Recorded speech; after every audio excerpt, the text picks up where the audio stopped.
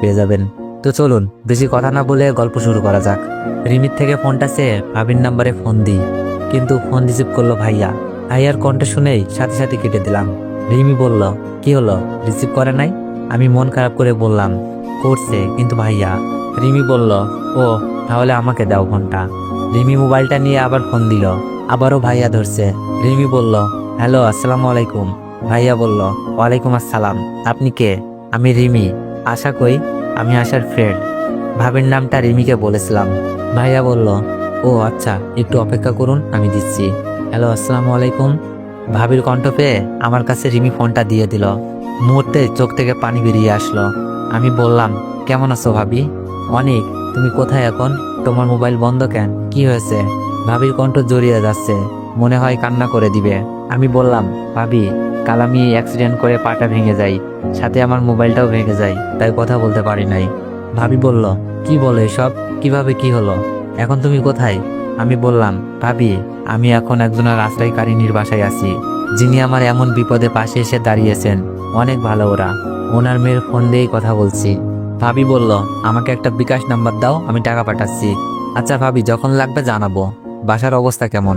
খুব জানতে ইচ্ছা করছে। আগের মতো হাসি খুশি আছে নাকি আমার আসার সাথে সব চলে গেছে? ভাবি বলল, ভালো না, আব্বু আম্মুর মন খারাপ, কাল রাতে কেউ খাবার খায়নি। তবে মিথিলা আর সুমিত জামাইকে কেমন যেন হাসি খুশি মনে হচ্ছে, তাদের মতি গতি সুবিধার মনে হচ্ছে না। আমি তো দুলাভাইকে ভিডিওটা দেখিয়ে ভয় দেখাইছি যেন না মিশে, তবু ওরা নিজেদের ভুল বুঝতে পারছে না। খুব রাগ হচ্ছে, মনে হচ্ছে ভিডিওটা নিয়ে বাসায় যাই, সবাইকে দেখিয়ে দিই, কিন্তু এখন তো চাইলেও সম্ভব না, ভিডিওটা হারিয়ে গেছে। ভাবি কান্না সুরে বলল, ভয়ের কোনো চিন্তা দেখছি না। তোমার ভাইয়াকে রাতে বলেছিলাম তোমাকে এমন শাস্তি না দিলেও পারতো। সে বলে, আমার এত দরদ কেন, আমার কি তোমার সাথে সম্পর্ক আছে নাকি? আমি বললাম, কেঁদো না ভাবি, আমি তোমার ভালোবাসা বুঝি, কেউ না বুঝুক। আর এইসব নিয়ে বাসায় কাউকে কিছু বইল না, তবে ওদের আটকানোর দরকার। ভাবি বলল, কিভাবে? আমি ভাবিকে বলতে বললাম, তুমি দুলাভাইকে বলবা অনেক যে ভিডিওটা যাওয়ার সময় আমাকে দিয়ে গেছে, বলেছে আর যদি মিথিলার সাথে মিশতে দেখি বাসার সবাইকে দেখাতে। ভাবি বলল, আচ্ছা আজকেই বলবো। আমি বললাম, খুব গোপনে, দেখো ওরা ভালো হয় কিনা। ভাবি কান্না সুরে বলল, অনেক, তুমি ওদের জন্য কেন মন করছো? যারা তোমার মিথ্যা অপবাদে বাসা থেকে বের করে দিল, এখন প্রমাণটাও হারিয়ে ফেলেছ, তুমি কি আর ফিরবে না? চোখ বেয়ে পানি পড়ছে। ফিরবো ভাবি, তবে যেদিন সবাই তাদের ভুল বুঝতে পারবে। তোমার ভাইয়া আসছে, রাতে ফ্রি হলে কল দিব। ফোনটা রেখে দিল ভাবি। রিমির চোখের কোণেও পানি। রিমি বলল, অনেক, আপনি কি মানুষ? আমি বললাম, কেন? রিমি বলল, যে আপনার বাসা ছাড়া করলো, মিথ্যা অপবাদ দিল, তার জন্য এত ভাবছেন? মনে রাখবেন, এই দুনিয়ায় কেউ কারোর জন্য অতটা ত্যাগ স্বীকার করে না। আমি বললাম, তাহলে আপনারা কেন করছেন? আপনারা তো চাইলেই আমাকে কিছু টাকা ধরিয়ে দিয়ে চলে আসতে পারতেন, কিন্তু আমার ভালোর জন্যই বাসাতে নিয়ে আসলেন, ত্যাগ স্বীকার করছেন। রিমি বলল, আপনি আমাদের উপকার করেছেন, ধরে নিতে পারেন তাই আমরা আপনার উপকার করছি, কিন্তু মিথিলা দুলাভাই তো আপনার সম্মান ডুবিয়ে বাসা থেকে বের করে দিল। রিমির কথা যুক্তিযুক্ত। আমি বললাম, মিথিলা আমার চাচাতো বোন, যাকে আমি ভালোবাসতাম, তার সম্মান কি করে নষ্ট করি বলুন তো? মিথিলা হয়তো একটা ভুল করেছে, আমি তার ভুলগুলো সংশোধনের কারণ হতে চাচ্ছি। সে যেন বুঝতে পারে কাকে সে অপমান করত। সে আজ তার সম্মান বাঁচানোর জন্য মুখ বুজে সব সহ্য করে গেল। রিমি বলল, আপনি এখনো মিথিলাকে ভালোবাসেন? আমি বললাম, জানি না, তবে আমি চাই মিথিলা তার ভুল বুঝতে পারুক, সম্মান নিয়ে বেঁচে থাকুক। রিমি বলল, ও বুঝেছি, হয়তো এখনো ভালোবাসেন। রিমি হয়তো বলতে চাচ্ছে আমি যা করছি সবকিছুই ভুল করছি। রিমি চলে যায়। আমি রিমির কাছ থেকে গল্পের বই চেয়ে নিই সময় কাটানোর জন্য। গল্প পড়ছি, এমন সময় আন্টি রুমি আসলো তার ছেলেকে নিয়ে। বয়স বেশি হবে না, 5 বছরের মতো।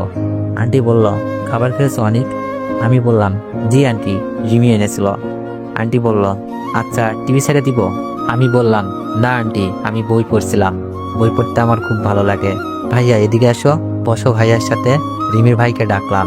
আন্টি বলল, না, পায়ে ব্যথা দিবে, অনেক দুষ্টু, আগে পা ভালো হোক তারপর খেলা করবে। না আন্টি, সমস্যা নেই, ছেলেটাকে আমার পাশে বসিয়ে আদর করছি। আন্টি বলল, তুমি পড়ালেখা করো? মন খারাপ করে বললাম, জি আন্টি, আমি সবেমাত্র কলেজে উঠেছি, আর মনে হয় লেখাপড়াটা করতে পারবো না।